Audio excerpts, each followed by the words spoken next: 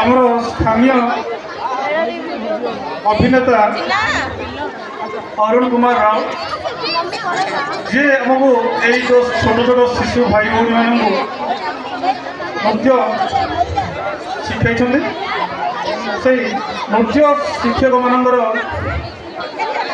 କଳାକୁ ଉଜ୍ଜୀବିତ କରିବା ପାଇଁ ଆଉ ତାଙ୍କର ନୃତ୍ୟ ଶିକ୍ଷକମାନଙ୍କର ତ ଶିକ୍ଷା ଦେଇଛନ୍ତି ମନ୍ତ୍ରମୁଗ୍ଧ ହୋଇ ଆମର ଅରୁଣ କୁମାର ରାଉଳ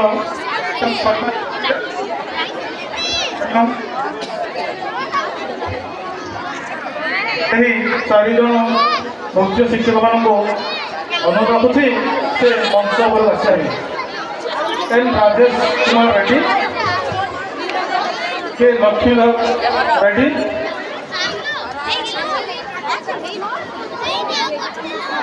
शिवप्रसाद रावल और चिंटू पाड़ी भाई। बर्तमान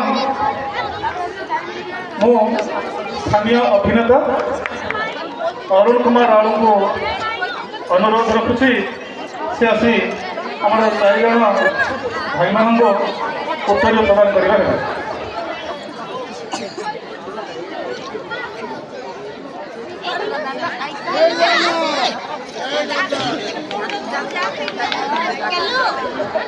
जय जगन्नाथ। आज गंजाम शिशु मंदिर वार्षिक उत्सव पालन कर समस्ते बहुत आनंदित।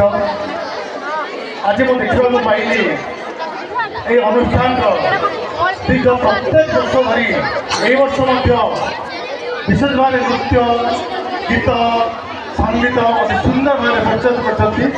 तेणु अनुष्ठान समस्त सभ्य सभापति एवं परिचालन कमिटी को विशेष विशेष धन्यवाद ज्ञापन कर सहित ये अनुष्ठान दीर्घ 1 मास धरी नाच गीत संगीत अति सुंदर भाव परिचालन कर निर्देशक भाई मान को मो आंतरिक सहित शुभेच्छा और भावना कर।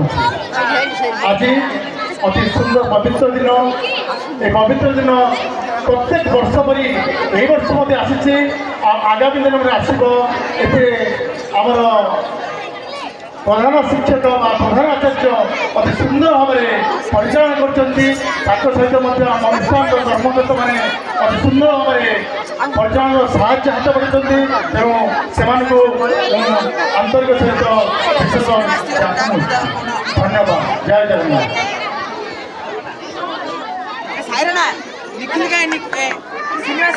वर्षाकृष्ण भाई को अनुरोध रखुच्छी उत्तर प्रदान करेंगे नृत्य शिक्षक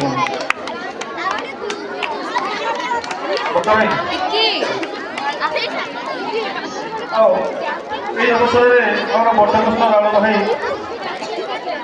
नृत्य नृत्य मुग्ध 500 टंका पुरस्कृत करते।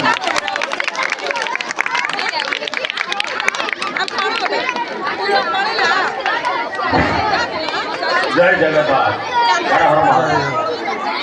आज सुंदर कार्यक्रम मोर समस्त शिशु मंदिर आचार्य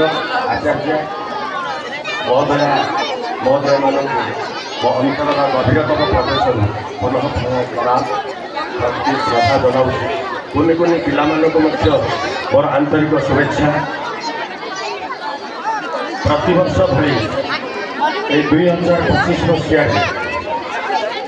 26 मसीह जो आमर आनुष्ठानिक भाव कार्यक्रम चालू रही आगामी भविष्य में समस्त सहयोग अवदान रहा आवश्यकता रही परिचालना कमिटी सभापति संपादक समस्त अनुरोध करी आम अनुष्ठान सहित जोड़ी हुई रही आगामी दिन में आहरी भल भाव अति सुंदर भाव केमी करवा आम आलोचना करवा। आगामी वर्ष जो आमर कार्यक्रम रही उच्चकोटीर केमी हम आम आलोचना करवा। जय जगन्नाथ। ସମସ୍ତଙ୍କୁ ମୋର ଉପସ୍ଥିତ ଗୁରୁ ଗୁରୁଜନମାନଙ୍କୁ ମୋର ଆନ୍ତରିକ ଶୁଭେଚ୍ଛା। ଜୟ ଜଗନ୍ନାଥ, ଜୟ ଜଗନ୍ନାଥ, ଜୟ ଜଗନ୍ନାଥ।